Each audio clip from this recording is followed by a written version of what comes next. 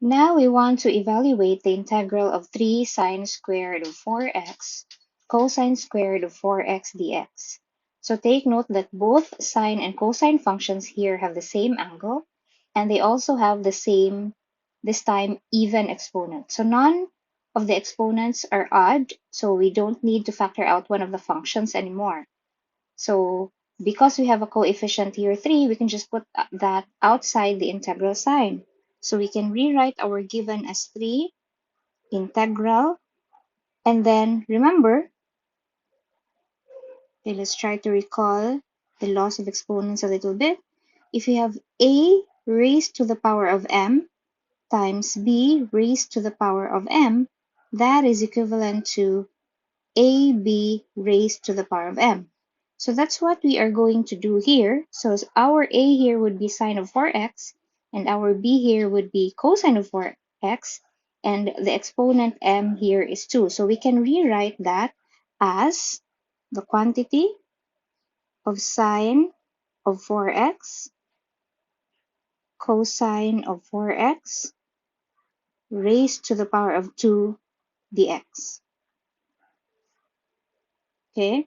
Now, why are we not factoring out one of the functions here? Like, why not subtract 1 from the exponent?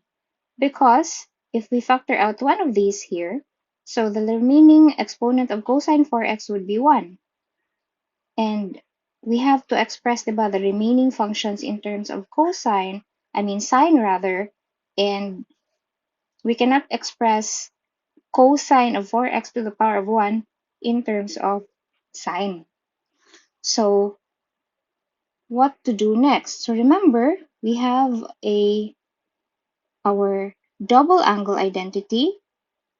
Sine 2u is equal to 2 sine u cosine u.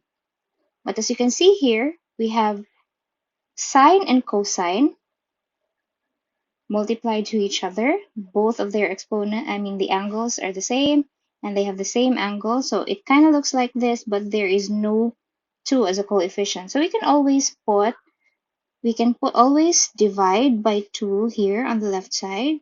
So sine 2u over 2 therefore is equal to sine u cosine u.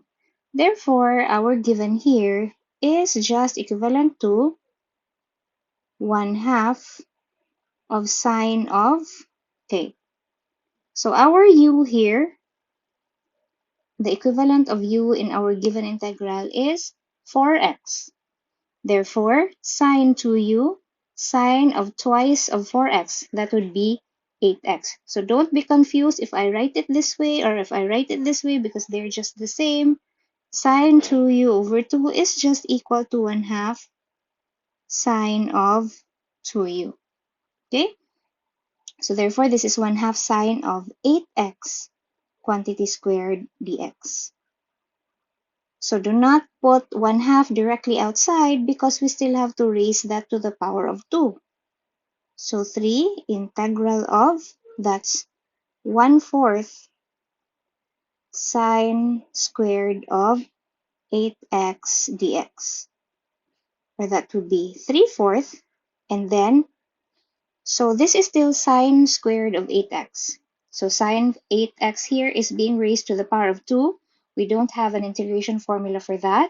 And we cannot use the Pythagorean identity here because changing sign in terms of cosine would still not convert the given integral into an integrable form. You will still have cosine squared of 8x there, and cosine squared 8x is not yet integrable. So another identity that we can use here, because what makes this unintegrable is the exponent 2. So we want to reduce the exponent to 1.